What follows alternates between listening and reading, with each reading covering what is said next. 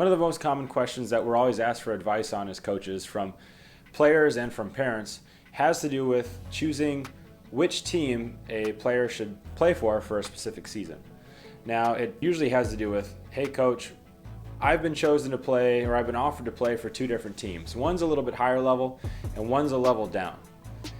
I have the opportunity to play for both. How do I decide which team I should play for, or how do I decide which team my child should play for? Oftentimes that's a really tough situation to navigate when you have a couple different teams that have offered you a spot, and you have to take a lot into account to decide which you should play for, and that's oftentimes not easy. So in this video we're going to talk about some things to take into account when making that decision, and hopefully by the end of the video you'll have some more understanding and hopefully a better idea of which team you or your child should play for if you've been offered by a couple teams, you're not sure which team to play for. Now, this is a problem, and this is something you have to navigate all the way from youth hockey up to college hockey. So no matter what level you're at, probably besides pro hockey, this is going to be something that you're going to have to, this is going to be a decision that you're going to have to make pretty consistently throughout your career or throughout your child's career. So let's get into it. So obviously the name of the game, from youth hockey all the way up to college hockey, when deciding which team to play for, is development. You want to go where you're going to get the most development, right? And so the number one thing that we can look for when we're talking about development is which team are you going to play the most on, right? So a lot of times I've heard players or goalies ask me, hey coach, I've been offered a spot on, let's say, a AA level team, or I've been offered a spot on a AAA level team. Now, on the AAA level team, they told me I'd be the second goalie and I'd probably play, every once in a while, one out of every few games or one out of every 3 games. You see this a little bit more in juniors in college when there's less of a goalie rotation oftentimes, right? So usually there's a starter and a backup. Youth hockey usually alternate, but this principle still applies because there's teams where that isn't the case. A lot of times you'll hear, hey coach, I've been offered by a AAA team to play for them this year. There's 3 goalies and I'm the third goalie, they said, and I'm going to rotate in every once in a while. Or coach, I've been offered at the same time, I've been offered by a AA team and I'm the only goalie and I'm going to play every game. Obviously in a situation like this, you want to choose to play for the AA team because you're going to play a ton of games, and playing games is one of the things that's going to make you better, right? It's one of the things that's best for your development. Sometimes there's things like, hey coach, the AAA team is a really good team and we're going to win a lot of games, but the AA team isn't a very good team. We probably won't win very many games and I'm going to see a ton of shots. Obviously the better thing for development in that situation is you want to play for the AA team, because you can stand in the net in a AAA game and see 15 shots a game and have really great numbers and get a ton of shutouts and 1-goal games and all this stuff. Or you could be in the net in a AA game and see 45 shots a game for a team that's not very good. And now you may not win very many games at right now, but you're going to have to manage a lot of tough situations. You're going to have good games. You're going to have tough games. And being able to manage that is one of the things that's going to make you better as a goalie. Part of playing games isn't just the number of games you get and the shots you get during those games. It's also, the warm-up, the preparation, dealing with goals against, dealing with difficult situations.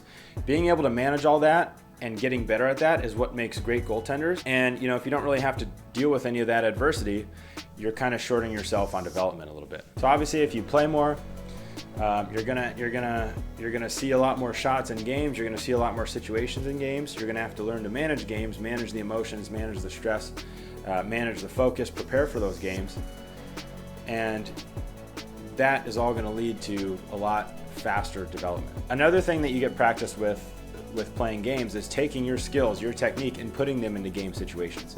Now, as goalies, I think the hardest thing for us to do and for us to do to get better is to take things that we learn in practice and techniques that we're able to do and actually apply them in game situations. So when you're playing all the time, you're going to apply those skills, you're going to learn to do that in game situations, and you're going to get better and better, okay? And you're going to get better faster. So the easiest way to decide which team you should play for is where you're going to play the most. Even if you're going to play the most on that AAA team, play for that AAA team. But if you're going to play the most on that AA team, That's not something to be upset about or to be hard on yourself about. So let's talk about some of the benefits of actually, if you have to choose the lower level team, why it's a really good thing to make that decision and be happy about that decision. Okay, so the first thing is, if you choose to play for that, let's say AA team instead of AAA team, or that team that's a level lower, a lot of times one of the best things that happens is you actually save a lot of money, right? So playing for that AA or AAA team could be $4,000 a year, but let's say you choose to play for that lower level team, now you're only paying $1,000 a year. So you've just saved $3,000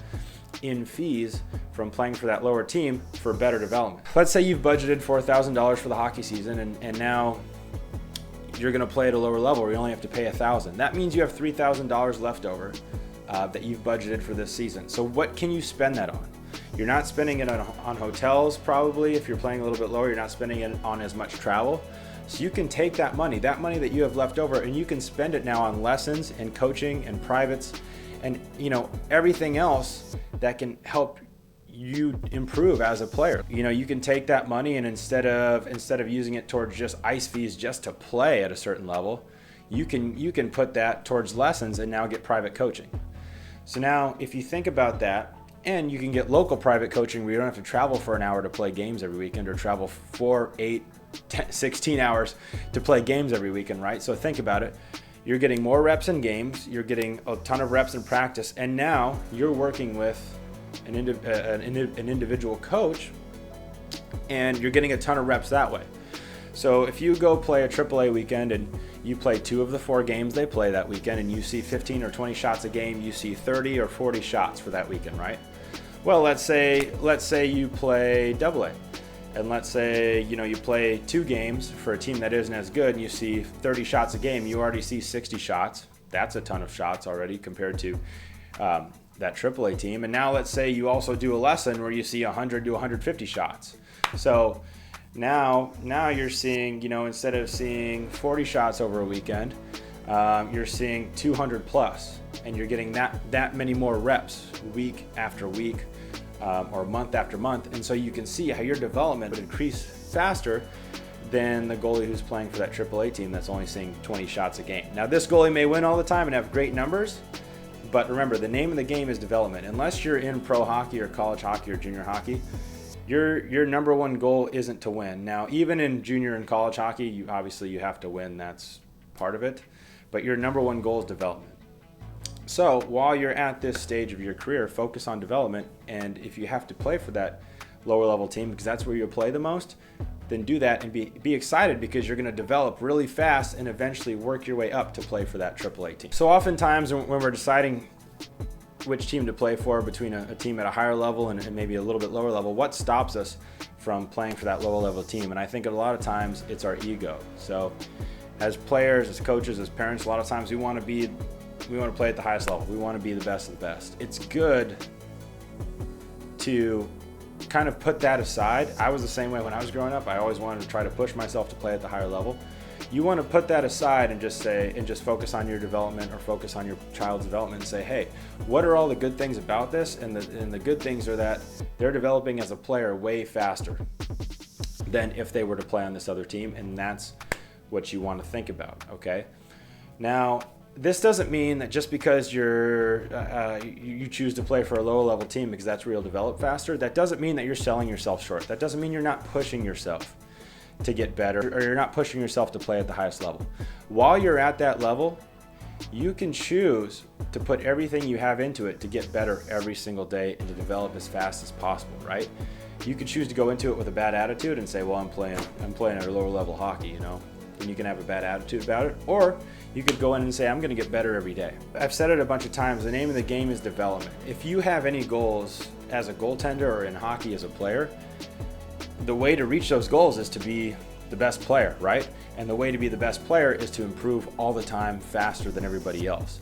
And so if playing at this little bit lower level is going to help you improve the fastest, it's going to help you also reach your goals the fastest. So think about that. Don't think, well, I have a chance to play for this AAA team, but I'm playing for the AA team. Don't look at it that way. Think about, I have a chance to develop at an okay rate, or I have a chance to develop at a really fast rate. And I'm excited for that because I'm gonna put everything I have into it. I'm gonna focus at practice every day. When I'm working with my private coaching, I'm gonna focus on that. And just think about that and be super excited to be in that situation where you're gonna play all the time and you're gonna develop really fast, because that's what's gonna help you reach your long-term goals, okay, down the road. And a good example of this is you have the Hart and Vezina winning goaltender this year. The Hart is the MVP of the NHL. The Vezina is the best goalie in the NHL. Connor Hellebuyck, you know, he grew up in Michigan playing AA in high school hockey. And then when it's time to go off to juniors, the only team that wants him is, Tier 2 Junior A, Odessa Jackalopes in the NAHL. He didn't play in the USHL like these other guys. He didn't play Tier 1 like these other guys. And through that entire time and that entire process, he kept developing, kept getting better. And then when he went to Odessa, the only team that would give him a chance to play juniors, he played really well. And then he went to UMass Lowell, and the rest is history. So I know that, you know, there's a lot to think about as when you're trying to decide which team you should play for. There's opportunity. There's, you know, if you're a forward, I'm going to play top 6 on this team, and I'm going to be bottom 6 on this team. There's finances. There's time spent traveling. A lot of times, you know, if you play single A versus double A, the single A, there's a lot less travel. You play close to home a lot more. Double A, you're traveling all over the place. And that time and money that you don't have to spend traveling can now be spent driving 10 minutes to your local rink and getting a private lesson and spending it that way. So to recap the whole thing, and I know I've used this word a bunch of times, the name of the game when going through all this is development. You want to look at the entire picture and think about, where is my opportunity, or where is my child's opportunity to develop the fastest, and that's where I want to go, and that's what I want to play for. So I hope this video helped. If you have any questions or comments, or maybe situations you've been through when deciding whether you should play for a higher level team or a lower level team, put those down in the comments below, and we'll read them and get back to them. And thank you so much for watching this video, and I hope it helps.